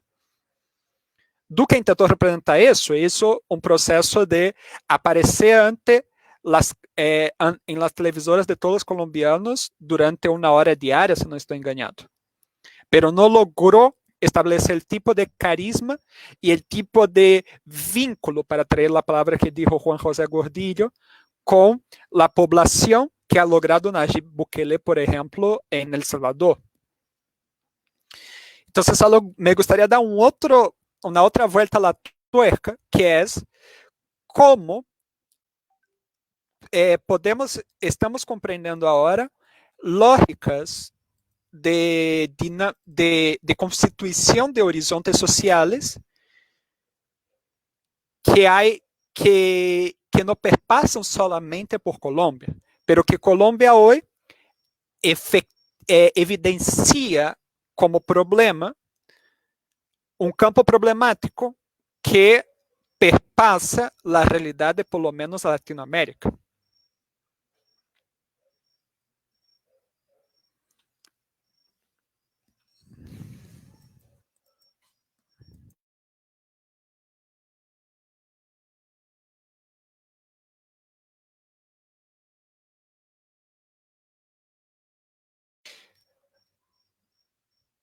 Eu sinto que existe, e aí me gostaria de consultar com os demais, uma necessidade de dar continuidade a espaços de conversação horizontal. Não sei como vocês lo veem.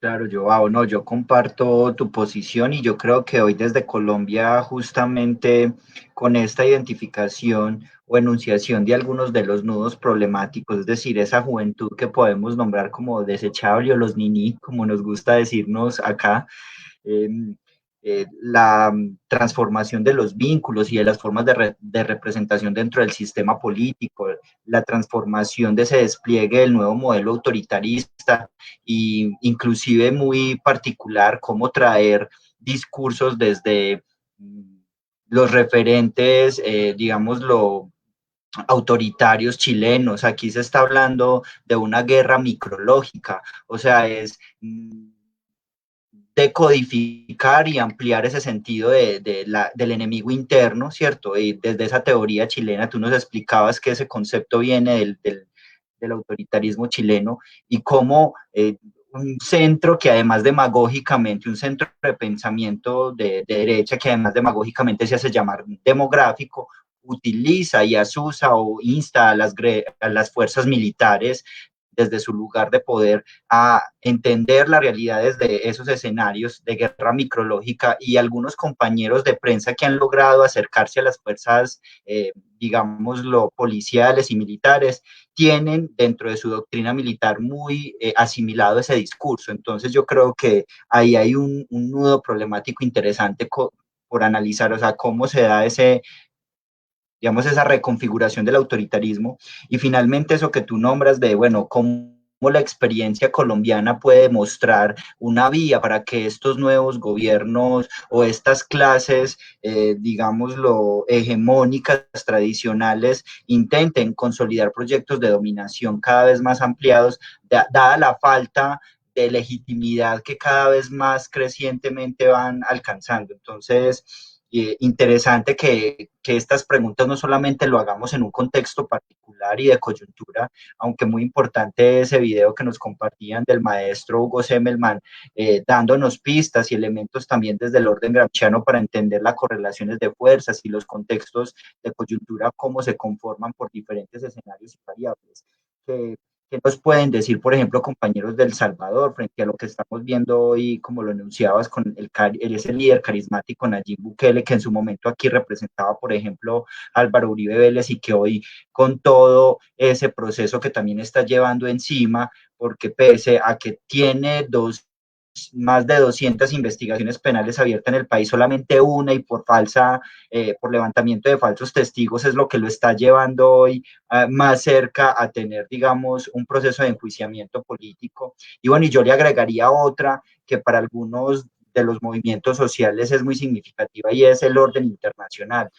Digamos, en Colombia, o al menos para el presidente y para estas instituciones, ha sido impresionante, y leyendo a Gramsci, cómo el cambio de gobierno en Estados Unidos, de ese orden internacional y el apoyo a cierta élite y a cierta forma de actuación política tiene unos efectos concretos en la política colombiana. Y es que el Partido Demócrata está haciendo eco de las demandas, ¿cierto? Y bueno, y que además nuestro mismo Estado, o sea, el abuso policial no lo estamos viviendo ahorita, sino que es histórico y las Cortes Constitucionales se pronunciaron en el 2019 y 2020 después del asesinato de varias personas en noviembre del año pasado a manos de la fuerza pública y que nuevamente, pues desde el gobierno de John Biden hace poco hacían unos pronunciamientos y eso genera que, por ejemplo, la institucionalidad, todo lo que es la Cancillería colombiana hoy esté reunida y todavía no han sacado pronunciamientos sobre cómo van a atender todas esas demandas que el Parlamento Europeo, Estados Unidos y organismos internacionales de eso que nombran el soft power, pues le están haciendo demandas al Estado, porque yo creo que Colombia sí, como lo dice Joao, representa un epicentro de ampliación de ese modelo o de la reconfiguración del modelo extractivo y del capitalismo ampliado, y que parte de eso era una de las preguntas que se hacían o nos hacíamos en el marco de la negociación de paz, y es qué pasaba con esos territorios y con esos proyectos que precisamente por esa guerra con la insurgencia no se habían podido liderar y que hoy tampoco parecen liderarse o poderse plasmar por la conflictividad social que genera una, digamos, miope mirada política sobre la realidad hoy del país. Entonces, bienvenido a estos diálogos con los compañeros chilenos, los compañeros de Centroamérica, también en Venezuela, ¿cierto? Poder tener una perspectiva de lo que significa las nuevas realidades de configuración social, de subjetividad y de salidas a las conflictividades que afrontamos en nuestros países.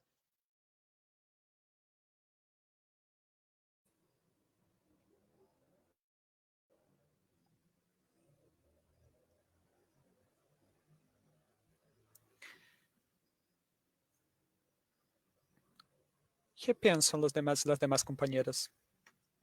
¿Qué les parece esa propuesta? Bueno, sí, a mí lo personal me parece muy interesante porque es importante pues hacer este tipo de ejercicios de lectura de realidad, pero desde pues de la colocación de cada uno de nosotros, ¿no? Desde diferentes ángulos, desde realidades muy concretas, pero que pueden aperturar un diálogo para construir así, horizonte, ¿no? Horizonte latinoamericano. Bienvenido a los diálogos y pues será cuestión de que se convoque al próximo. Gracias.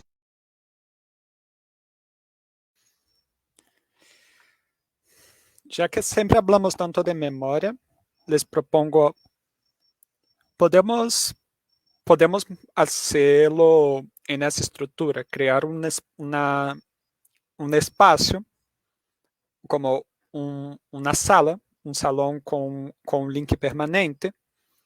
Yo estaría dispuesto en convocarlo a los sábados a esa hora en Colombia y nos dedicamos a eso, 1 hora, 2 horas para irmos pensando las cosas que van emergiendo y lo llamaría para hacer memoria de espacio de reflexión sin argumento,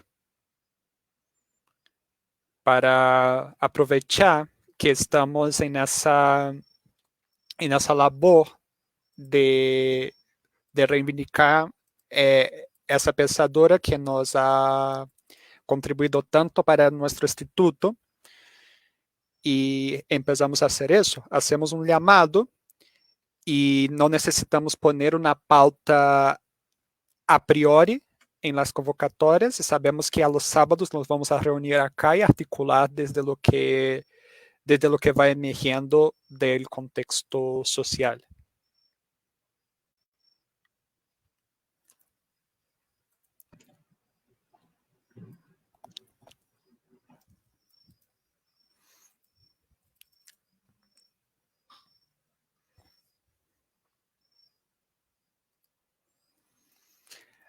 Incluso acá, para no decir que somos tan creativos, Alfonso Jaramillo había dicho hace 22 minutos, ¿no? Desde nuestra institución educativa pública, durante la pandemia y en el paro específicamente, hemos llegado a las familias desde el Facebook Live diariamente para escuchar y leer nuestras realidades, conocerlas desde varias perspectivas y ocuparnos del parte del fortalecimiento emocional, de nuestros sentipensares y esperanzas en medio de este humo de miedo y muertes. Hemos generado redes de apoyo entre diferentes proyectos e instituciones públicas y privadas en torno de prácticas formativas y culturales, intentando impulsar otro sentido de la realidad. Gracias por este espacio.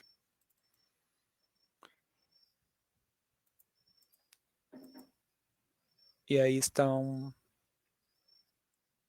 Y ahí gente está diciendo que es una buena iniciativa. Bueno, me gustaría escucharles qué piensan los demás, qué piensa Gab, o no sé qué, si dejaron solo acá aprendido.